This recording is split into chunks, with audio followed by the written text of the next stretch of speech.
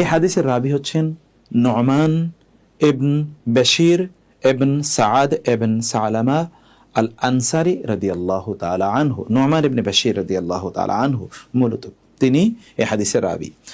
তার মূল নাম হচ্ছে নুমান এবং তার বাবার নাম হচ্ছে বশির এবং তার উপনাম হচ্ছে আবু আব্দুল্লাহ। তার পিতার নাম হচ্ছে বশির ইবন সাআদ রাদিয়াল্লাহু তাআলা আনহু। তার মায়ের নাম হচ্ছে উমরা বিনতে রাওয়াহা, যিনি আব্দুল্লাহ ইবনে রাওয়াহ রাদিয়াল্লাহু তাআলা আনহু এর বোন ছিলেন।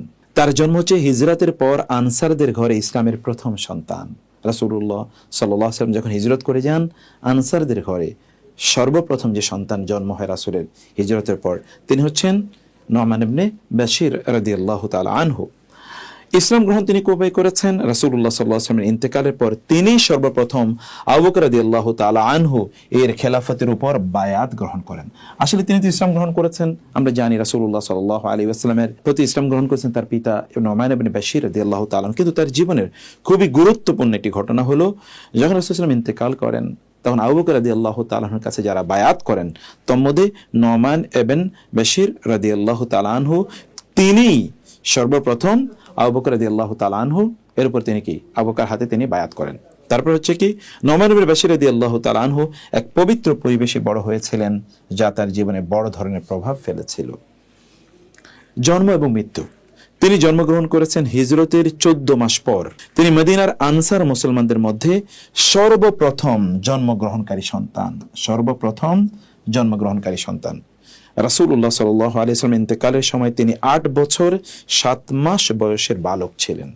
হিমস এলাকার শাসক থাকা অবস্থায় তিনি হযরত আব্দুল্লাহ ইবনে জুবাইর রাদিয়াল্লাহু তাআলা আনহু এর খেলাফতের সময় মানুষদের আহ্বান করেন যেন তারা আব্দুল্লাহ ইবনে জুবাইর রাদিয়াল্লাহু তাআলা আনহুর খেলাফত তারা মেনে নেয়।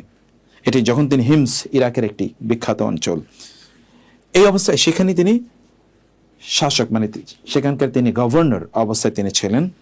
এতে উমাইয়া শাসকগণ তার উপর ক্ষুব্ধ হয় এবং হিম ছেড়ে চলে যাওয়ার পর প্রতিমধ্যে হিজরি 64 সালে তাকে শহীদ করা হয়।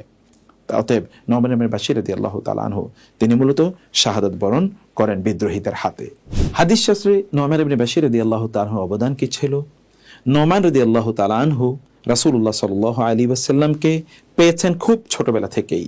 তবে সেই সময় নবী সাল্লাল্লাহু আলাইহি ওয়াসাল্লাম যা বলতেন তিনি তা অনুধাবন করতে পারতেন। যদিও বয়সে খুবই ছোট ছিল, কিন্তু তিনি অনুধাবন করতে পারতেন। তাকে অদম্য মেধা, বোধ শক্তি, বিচক্ষণতা দেওয়া হয়েছিল। এই জন্য তিনি উপস্থিত বাকপটুতা, অধিক মুখস্থ শক্তি, তারপরে প্রচণ্ড অনুধাবনের যোগ্যতা সম্পন্ন ব্যক্তি তিনি ছিলেন নুমান ইবনে বশির রাদিয়াল্লাহু তাআলা আনহু। হযরত নুমান ইবনে বশির রাদিয়াল্লাহু তাআলা রাসূলের মামা আব্দুল্লাহ ইবনে রাওয়াহা, হযরত ওমর রাদিয়াল্লাহু তাআলা আনহু, হযরত আয়েশা রাদিয়াল্লাহু তাআলা আনহা প্রমুখ সাহাবী হতে 124টি হাদিস বর্ণনা করেন। তার নিকট হতে স্বীয় পুত্র মুহাম্মদ, ইমাম শাআবী, উবাইদুল্লাহ ইবনে আব্দুল্লাহ ইবনে উতবা, উরওয়া ইবনে জুবাইর, ইসহাক, আবু কালাবা এবং আবু সালাম আল আসওয়াদ, সালেম ইবনে আবুল জাদ এবং হুমায়দ ইবনে আব্দুর রহমান, খায়সামা ইবনে আব্দুর রহমান, সিম্মাক ইবনে হারব প্রমুখ রাবিগণ তাদের কাছ থেকে হাদিস বর্ণনা করেন। আমরা দেখতে পাচ্ছি একটা বড় লিস্ট যাদের কাছ থেকে তিনি হাদিস বর্ণনা করেছেন। নুমান ইবনে বশির রাদিয়াল্লাহু তাআলা আনহুর জীবনীটা আমরা এবার এক নজরে একটু দেখতে চাই। পবিত্র ভূমিতে প্রিয় রাসূলুল্লাহ সাল্লাল্লাহু আলাইহি ওয়াসাল্লাম হিজরতের পর আনসারদের ঘরে সর্বপ্রথম যে সন্তান জন্ম হয় তার নাম ছিল নুমান ইবনে বশির রাদিয়াল্লাহু তাআলা আনহু। তার পিতামাতা এবং মামা সকলে ছিলেন সাহাবী।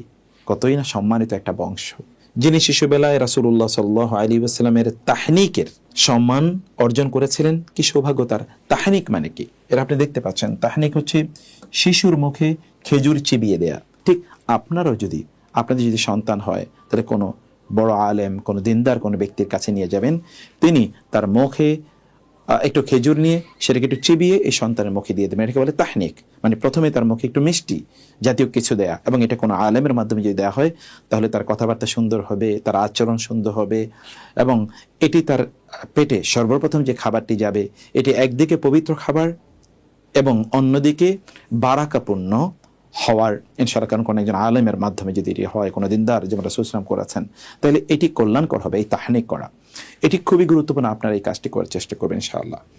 চতুর্থ যে বিষয়টি, মহান আল্লাহ সুবহানাহু ওয়া তাআলা তাকে মুখস্থ এবং বিচক্ষণতার শক্তি দিয়েছিলেন। এই কারণে তিনি উপস্থিত বাকপটুতা, অধিক মুখস্থ শক্তি এবং প্রচণ্ড অনুধাবন শক্তিতে প্রসিদ্ধ ছিলেন। আমরা আমাদের সন্তানদেরকেও যদি ধরুন একেবারে তাদের জীবনের সকাল থেকে মানে একেবারে জীবনের প্রত্যুষ থেকে যদি আমরা তাদেরকে দিনের সাথে সম্পৃক্ত রাখি, দিনের টেক্সটের সাথে, কোরআন এবং সুন্নাহর সাথে সম্পৃক্ত রাখি, তাহলে এরাও কিন্তু মেধাবী হবে। যেমনি ভাবে নু'মান ইবনে বাশির রাদিয়াল্লাহু তাআলা আনহু ছিলেন, যিনি রাসূলুল্লাহ সাল্লাল্লাহু আলাইহি ওয়াসাল্লাম থেকে বড় অঙ্কের হাদিস বর্ণনা করেছেন, যার অধিকাংশই আহকাম সংক্রান্ত হাদিস। কি অসাধারণ একটা মর্যাদা আল্লাহ তাআলা তাকে দিয়েছেন, আহকাম, বিধান, মূলনীতি সংক্রান্ত হাদিসগুলো তিনি বর্ণনা করেছেন। যিনি ছিলেন বদান্য, দানশীল এবং অধিক দাতা, যিনি বিভিন্ন উচ্চ পদমর্যাদায় আসীন হয়েছিলেন। তিনি কুফা এবং হিমসের আমিরও ছিলেন রাদিয়াল্লাহু তাআলা আনহু। আমরা নু'মান ইবনে বাশির রাদিয়াল্লাহু তাআলা আনহুর জীবনী সংক্ষিপ্তভাবে জানলাম। এবার আমরা একটু হাদিসের ইনশাআল্লাহ food for thought and highlighted অংশগুলো এবার আমরা জানার চেষ্টা করব ইনশাআল্লাহ।